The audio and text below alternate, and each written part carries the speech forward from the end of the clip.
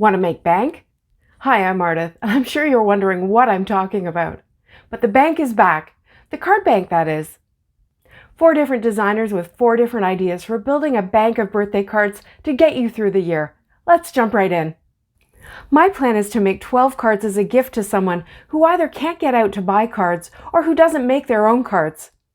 I thought it would be fun to try something different from an A2 card format. I pulled out these paper tray tri-fold cards that I've had forever. They're 3.5 by 5 inches and they come in a pack of 20. You can fold them in a couple of ways to get different looks if you want. I checked and I see that they're still in the paper tray shop, but they're currently out of stock. So I thought, just in case, I would show you how you can make your own. You need 2 pieces of cardstock since the total length of the card is 15 inches. I started with one piece that's 3.5 by 10 inches and I scored it at 5 inches. Then I cut another piece that's 3.5 by 5.5 inches. I scored it at 1/2 inch and then I spent a minute trying to figure out the best way to glue the 2 pieces together. I definitely want the seam on the back of the card so that it's not visible to the recipient. And again, you can fold it so that it opens or so that it's a Z or Z fold, depending on where you live. The first thing I'll do with these cards is to trim 1/2 inch off the end of the front panel. This will expose a strip of the middle panel, which is next.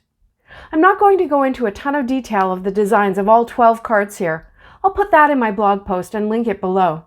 So if you want some more information on color combinations or techniques, it'll all be over there. But my basic design was to add color to that middle panel. I taped it open to a pad of recycled newsprint and I blended my inks on. Some were solid colors, some were 2 or 3 color combinations, and I tried to get a mix of more feminine and more masculine designs, if you know what I mean. But you knew there was going to be a couple of rainbows, didn't you? I used my Catherine Pooler inks, which are vibrant and water reactive, along with both my Altenew brush blenders and my Scrapbook.com dome blenders to put down the colors. Then I spritzed Avery Elle clear shimmer spray over each one. This adds sparkle, of course, but it also helps to soften the blend if I have any less than smooth areas. For a couple, including this blue one, I added a stenciled pattern to create a tone-on-tone look. And of course, I had to do some swinking. Swinking is a fun, made-up word that just means swiping an ink pad onto cardstock. I have a full video about this fun technique, and here I created a plaid pattern. Next, I used an Essentials by Ellen Essential Circles die to cut a hole in the front of each card. These dies also create a frame, which is perfect. I can lay the circle die cut back in, and you'll still see some of the color from the middle panel around it. Here's a quick look at my progress so far, so you can get a better idea of the colors I used before I moved on to the sentiments and the finishing touches. I grabbed this happy die from Essentials by Ellen block words and I taped it to each circle before running it through my Gemini Junior. Having the word die cut from the circle gives me yet another opportunity to get more colors showing through to the front of the card. I made a little mistake by cutting the happies out before I stamped the birthdays. You can see that they didn't line up perfectly, and that means I need to be careful about where I stamp the rest. It's an easy fix. I just made sure that the stamping would be far enough away from the die cut so I had flexibility and I wouldn't stamp into the hole. I chose 2 birthday words.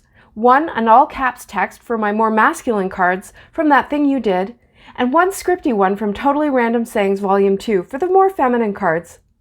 I used my Misty and VersaFine Onyx ink for a nice, deep and crisp impression. Next, I used foam tape to pop up the circles and the holes on the cards. Here I left the letters out of the circle, and I love how that background shows through. But when I got to that swinky plaid card, I wasn't sure that the happy was legible enough, so I grabbed some of the letters, colored them with a dark red Copic marker, and I inlaid them back into the circle. This was easy to do by just putting some Scotch tape on the back, and it made a big difference in legibility. I decided I would create coordinating envelopes by blending ink onto the flaps.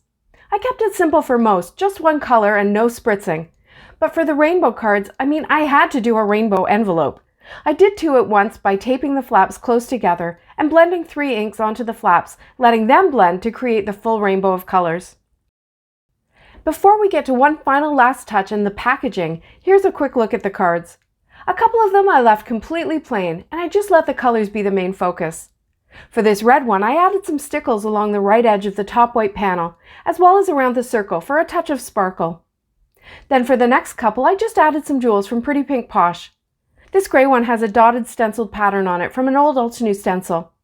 For this aqua one, again, I inlaid the letters using holographic cardstock, and I added some stars cut from the same cardstock. For these last few, I added some small stamped or die-cut images. The brown one I made coffee themed with a couple of coffee cups. This one I added an Essentials by Ellen unicorn and some stars.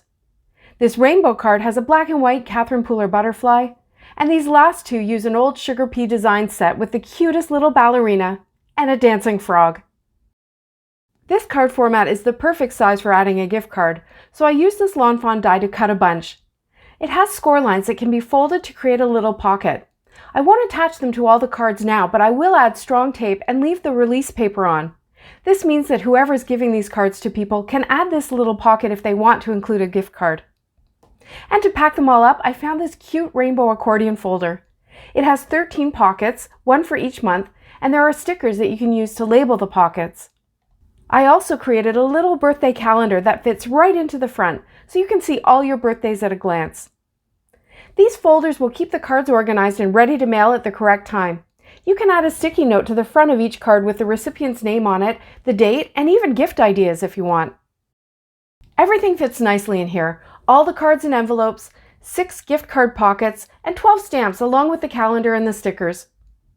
Now it's time to hop to Ingrid by clicking right here. I've also put the link below, along with links to Laurel and Justine, so you can get tons of inspiration for your card bank. Thanks so much for watching. See you next time.